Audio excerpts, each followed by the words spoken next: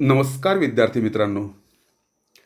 आजच्या पाठात आपण आपल्या कुमार भारती या पाठ्यपुस्तकातील प्रसिद्ध कवी जगदीश खेबुडकर यांची 16वी कविता आकाशी झेप घेरे या पद्यपाठाखालील संपूर्ण स्वाध्याय आपण बघणार आहोत, अभ्यासणार आहोत. एक प्रतिभावंत कवी, अत्यंत साधे तितकेच स्वाभिमानी असे व्यक्तिमत्व, जवळजवळ 70च्या दशकातील आराम हराम आहे या चित्रपटातील अतिशय गाजलेलं हे गीत आहे. ज्या गीतावर संपूर्ण चित्रपटाच्या कथानकाचा डोलारा उभा राहिलेला पाहायला मिळतो. किंबहुना त्या चित्रपटाचं जे कथानक आहे, या कथानकाचं केंद्रबिंदू म्हणजे हे गीत आहे. या गीताचे बोल हे पिंजऱ्यातील पक्षाला उद्देशून असले तरीही या गीतातून आराम हराम आहे हाच संदेश या गीतातून दिला गेलेला आहे.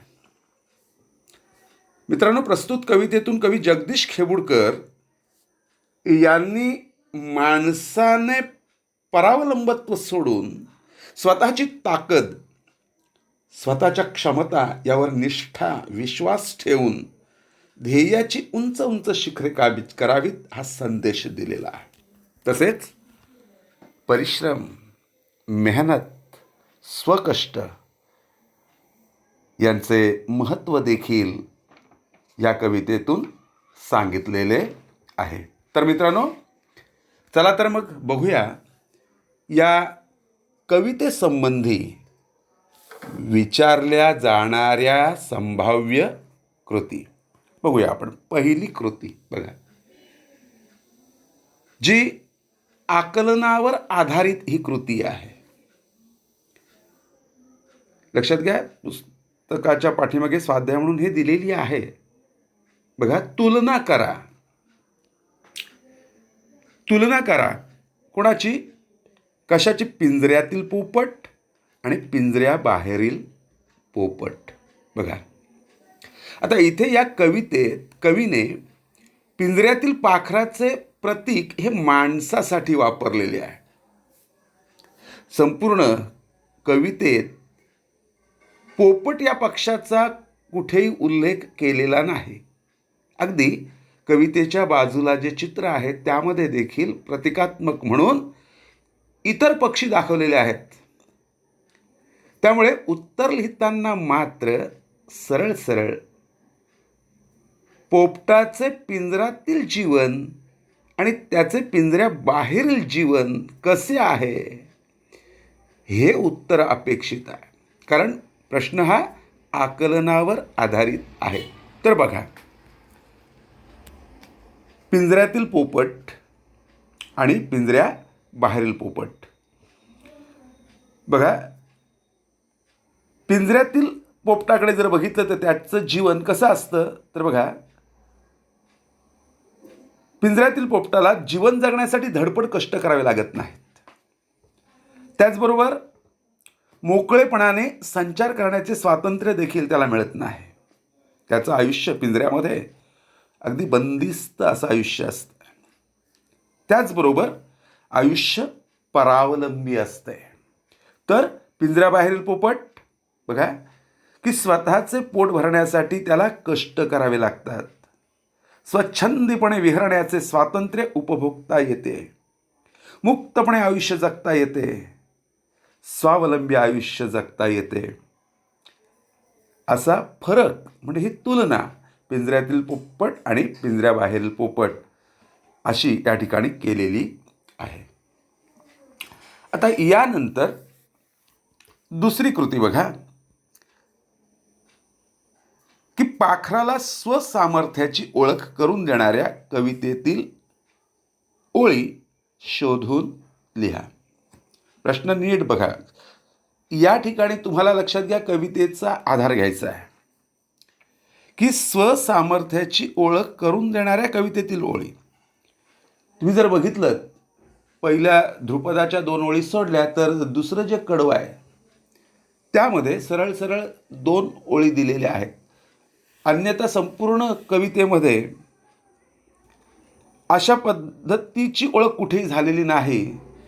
तिथे बघा की तुझं पंख दिले देवाने, कर विहार सामर्थ्याने, हे उत्तर या ठिकाणी अपेक्षित आहे, लक्षात ठेवा. त्यामधलाच ब आकडा बघा की कवीने यशप्राप्तीच्या संदर्भात सांगितलेली सुवचने लिहा. बघा, तसं जर पाहिलं तर ही जी कविता आहे तर मुळातच कवितेच्या आशयाचा गाभा असणारी ही सुवचनं म्हणजेच बघा,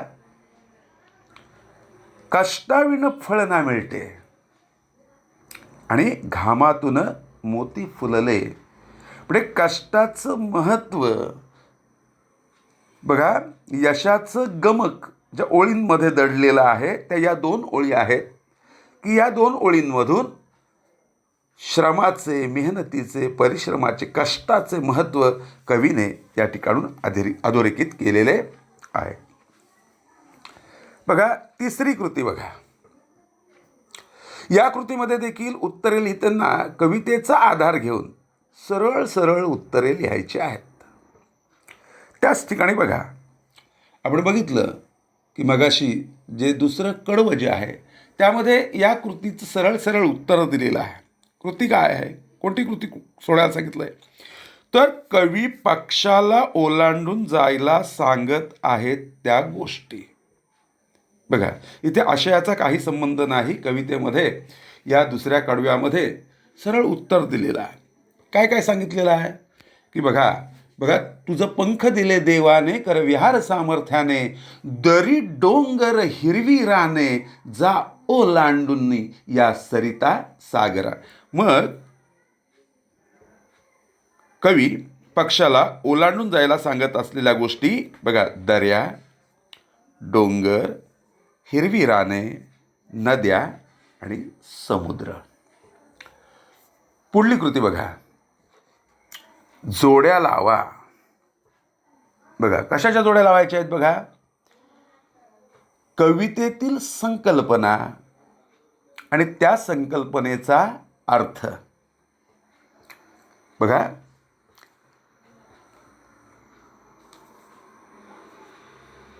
कवितेतील संकल्पना कोणती बघा, कोणत्या आहेत, 2 दिलेल्या आहेत बघा, की सुख लोलुप झाली काया म्हणजे काय, आणि पिंजरा सोडून झेप घेतल्याने काय होते.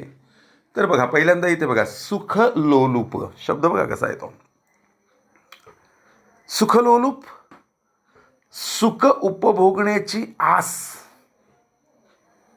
किंवा सुखामध्ये रममाण होणे किंवा सुखासीन जीवन जगणे, या अर्थानं हा सुखलोलूप शब्द या ठिकाणी आलेला आहे. आता उजवी बाजू जर बघितली तर आपल्याला लक्षात येईल बघा की कोणती जोडी या ठिकाणी बसेल. तर बघा की संकल्पनेचा अर्थ यामध्ये बघा, आपल्याला स्वसामर्थ्याची जाणीव होते. 2 सुखाबद्दल प्रेम वाटते. 3 सुख उपभोगण्याची सवय लागते. 4 पाखराला आनंद होतो. मग संकल्पना कोणती, सुखलोलुप झाली काया. या संकल्पनेचा अर्थ कोणता, तर सुख उपभोगण्याची सवय लागते. ब दुसरी संकल्पना, पिंजरा सोडून झेप घेतल्याने आपल्याला स्वसामर्थ्याची जाणीव होते. खाली या ठिकाणी उत्तरं देखील दिलेली आहेत. यानंतर बघा मित्रांनो, पाचवी कृती बघा, आकृतिबंध पूर्ण करा. कोणती कृती सोडवायची आपल्याला, की कवीने पाखराला करायला सांगितलेल्या गोष्टी. कवीने पाखराला करायला सांगितलेल्या गोष्टी. या ठिकाणी देखील लक्षात घ्या, आपल्याला कवितेतील आतील आशय विचारत न घेता सरळ सरळ कवीने पाखराला ज्या गोष्टी करायला सांगितलेल्या आहेत त्याच लिहायच्यात.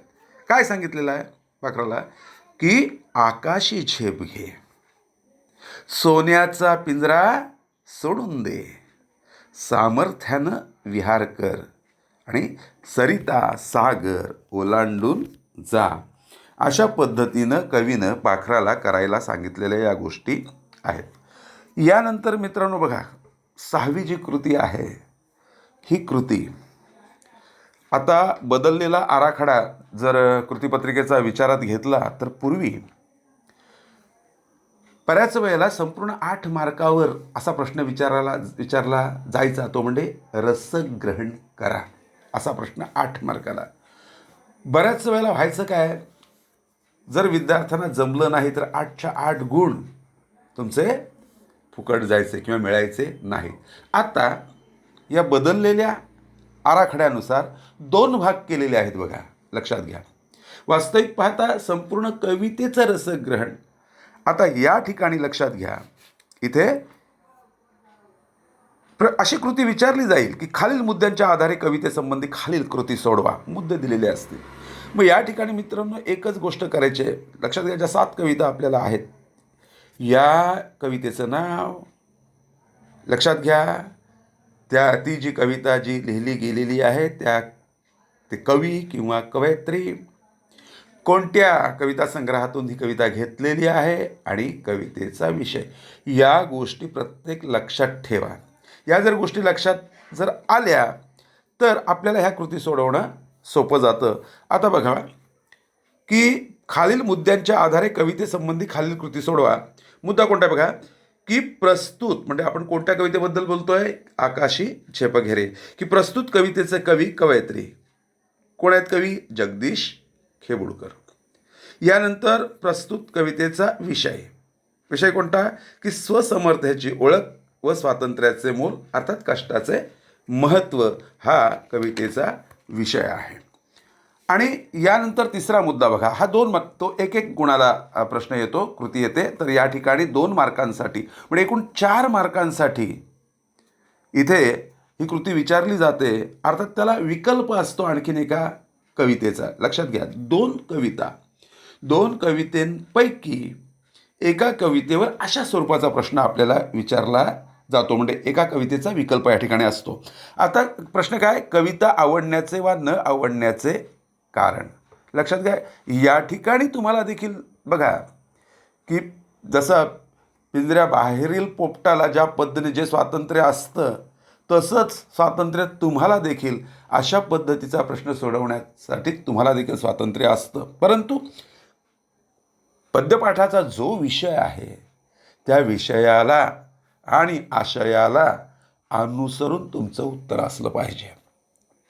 काय प्रश्न आहे, कविता आवडण्याचे वा न आवडण्याचे कारण. लक्षात घ्या.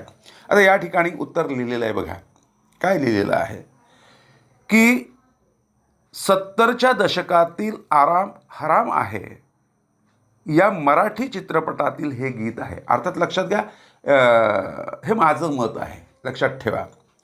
या कवितेतील संदेश सार्वकालिक आहे, नाही का. सार्वकालिक म्हणजे काय, अगदी भूतकाळ, वर्तमानकाळ आणि भविष्याशी निगडीत असा हा विषय आहे, जो हल्लीच्या परिस्थितीतही लागू होतो.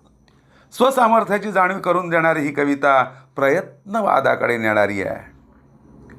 सुधीर फडके यांचा सुरेल आवाज आणि या गीताला लाभलेले सुमधुर संगीत, यामुळे हे गीत बघा ते अविस्मरणीय ठरलं आहे. म्हणूनच ते कायमचं मनातलं गाणं बनलेलं आहे. म्हणून मला ही कविता मनापासून आवडते. लक्षात घ्या, 2 मार्कांसाठी 2 गुणांसाठी अशा पद्धतीची कृती आहे. आता पुढची जी 7वी कृती आहे बघा, त्याच वरच्या कृतीला धरून साधारणपणे फरक एवढाच. लक्षात घ्या की खालील काव्य पंक्तीचे रसग्रहण करा. पूर्वी अख्खी कविता यायची, आता फक्त एखादी कविता, एखादी म्हणजे एखादीच, कारण या कृतीला कोणताही विकल्प नसतो, एवढं लक्षात घ्या. आणि 4 गुण आहेत. परत सांगतो, लक्षात घ्या, वरची कृती आहे त्याला विकल्प आहे एका कवितेचा, परंतु ही जी कृती आहे या कृतीला विकल्प नसतो. फक्त एखादी कविता, त्या कवितेतील 4 किंवा 2 ओळी आणि सरळ विचारलं जाईल की रसग्रहण करा. आता मित्रांनो लक्षात घ्या, वास्तविक पाहता मी आणखीन कोणत्या तरी पाठामध्ये केवळ रसग्रहण कसं करायचं यासंबंधी एक वेगळा पाठ घेणार आहे, एक उदाहरणादाखल त्यानंतर बघू. परंतु या कवितेच्या बाबतीत बोलायचं झालं तर बघा, कशा पद्धतीनं रसग्रहण, काही गोष्टी लक्षात ठेवा मित्रांनो. बघा की पहिल्यांदा आता 3 मुद्दे आहेत, 3 मुद्द्यांना धरून आपण रसग्रहण या कवितेचं केलेलं आहे. बऱ्याच वेळेला आपल्याला रसग्रहण करताना जर व्यवस्थित अभ्यास केलेला नसेल तर आपण काय नेमकं लिहावं हेच आपल्याला कळत नाही. परंतु तीही गोष्ट सोपी आहे मित्रांनो. कोणत्या गोष्टी लक्षात ठेवायच्या आहेत, म्हणजे कोणती कविता असो ती अभ्यासत असताना ज्या गोष्टी मी सांगतोय त्या जर लक्षात ठेवला तर हा प्रश्न देखील तुम्हाला खूप सोपा जाईल. बघा, 3 मुद्द्यांना धरून कवितेचं रसग्रहण या ठिकाणी केलेलं आहे. कोणतं की पहिला मुद्दा आहे आशय सौंदर्य. बघा 3 मुद्दे पहिल्यांदा सांगतो. दुसरा आहे काव्य सौंदर्य आणि भाषिक सौंदर्य. आता फरक काय आहे बघा, काय आपल्याला आशय सौंदर्य म्हणजे, आता या कवितेमध्ये पाखराला प्रतीक मानलेलं आहे माणसासाठी. त्यामुळे या कवितेमध्ये सांगितलेला जो आशय आहे, गर्भितार्थ जो आहे तो लक्षात ठेवायचा आहे. बघा, तो विचारात घ्यायचा आहे. फक्त आशय थोडक्यात एक 2-4 ओळीमध्ये या ठिकाणी लिहायचं आहे, आशयाचं सौंदर्य. आता बघा या ठिकाणी मी लिहिलेलं आहे आशय सौंदर्य. कोणतं की कवी जगदीश खेबुडकर यांच्या आकाशी झेप घेरे या चित्रपट गीतातून स्वकष्टाचे महत्त्व सांगितले आहे. आपल्या सभोवताली असणारे सुरक्षिततेचे व परावलंबित्वाचे कवच भेदून स्वावलंबी व्हावे, स्वसामर्थ्याच्या जोरावर यशाची शिखरे सर करावी, पारतंत्र्यातील बंदिस्त जीवनाचा त्याग करून माणसाने स्वतंत्र मुक्तपणे जीवन जगावे, हा या कवितेतून संदेश दिलेला आहे. म्हणजे काय सांगितलं या ठिकाणी, कवितेतून चा जो आशय आहे तो आशय या ठिकाणी मांडलेला आहे. आता पुढचा मुद्दा काव्य सौंदर्य. काव्य सौंदर्य म्हणजे नेमकं काय आहे लक्षात घ्या की काव्य सौंदर्य याचा अर्थ तो मतितार्थ किंवा गर्भितार्थ किंवा प्रतिकात्मक अर्थ जो बाजूला ठेवून ज्या ओळी या ठिकाणी संपूर्ण कवितेचं रसग्रहण नाही आहे. लक्षात घ्या, काही ओळी दिलेल्या आहेत. ओळी कोणत्या दिलेल्या आहेत बघा, वरती दिलेल्या आहेत की कष्टाविण फळ ना मिळते, तुझं कळते परिणा वळते, नाही का, कष्टाचं महत्त्व. आता याचं काव्य सौंदर्य बघा, इथे अर्थ तेवढ्या पुरताच आपल्याला या ओळींचा सांगायचा आहे की वरील ओळींद्वारे कवीने प्रयत्नवाद, कष्ट, परिश्रम याचे महत्त्व अधोरेखित केलेले आहे. कष्टाशिवाय फळ मिळत नाही, कोणतेही सुख मिळत नाही हे माणसाला समजते, परंतु वास्तवात मात्र माणसाचे आचरण मात्र परस्पर विरोधी असते. या दोन ओळींमधला हा अर्थ, दडलेला अर्थ या ठिकाणी आपण काव्य सौंदर्यामध्ये घेतलेला आहे. तिसरा भाषिक सौंदर्य. बघा, म्हणजे भाषेच्या दृष्टीनं, म्हणजे कशा प्रकारच्या, कोणत्या प्रकारच्या भाषेनं या कवितेची बांधणी केलेली आहे. मग त्याच्यामध्ये विशिष्ट अलंकार वापरलेत का, विशिष्ट वृत्तांचा वापर केलेला आहे का. आता जर कविता जर बघितली, बघा ही कविता आहे, मी सांगितलं गीत आहे, त्यामुळं सहजपणे ज्या वेळेला ही कविता आपल्या समोर येते आपण देखील गुणगुणायला लागतो. ही ताकद आहे या कवितेची. कशी तर बघितलं बघा, सुरुवातीला ध्रुपद आहे 2 ओळींचं, नंतर कडवी आहेत.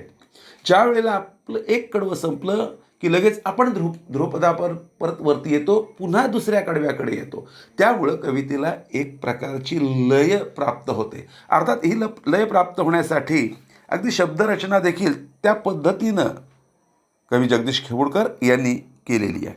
तसं जर पाहिलं मित्रांनो, बघा लक्षात घ्या, या कवितेमध्ये वापरलेले शब्द, केलेला शब्दप्रयोग अगदी रसाळ शब्द, परंतु जे तत्वज्ञान कवितेतून मांडलेलं आहे ते क्लिष्ट आहे, कठीण आहे. लक्षात घ्या, असं जरी असलं तरी अगदी रसाळ शब्दानं हे तत्वज्ञान फार सोपं झालेलं आहे.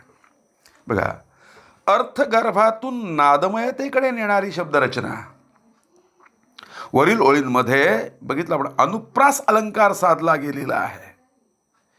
बघा कोणते बघा, कष्टाविण फळ ना मिळते तुझं कळते परी ना वळते, अनुप्रास अलंकार कुठेतरी झालेला बघायला मिळतो. तसेच आपण जर बघितले शेवटचे शब्द कोणते, मिळते वळते, अशा शब्दांच्या पुनरावृत्तीतून यमकालंकार साधल्याने कवितेला एक वेगळ्याच प्रकारची लयबद्धता प्राप्त झालेली आहे. तर मित्रांनो, अशा पद्धतीनं ही जी कविता आहे या कवितेखालील स्वाध्याय किंबहुना जर आलीच परीक्षेला तर ज्या काही संभाव्य कृती विचारल्या जातील या संभाव्य कृती या ठिकाणी अगदी स्पष्टीकरण करून तुम्हाला समजावून देण्याचा प्रयत्न केलेला आहे. तर मित्रांनो, यानंतर पुढे आणखीन एखादा कोणता तरी घटक घेऊन तुमच्यासमोर येईन. तेव्हा आजच्या दिवसापुरतं एवढंच मित्रांनो. धन्यवाद.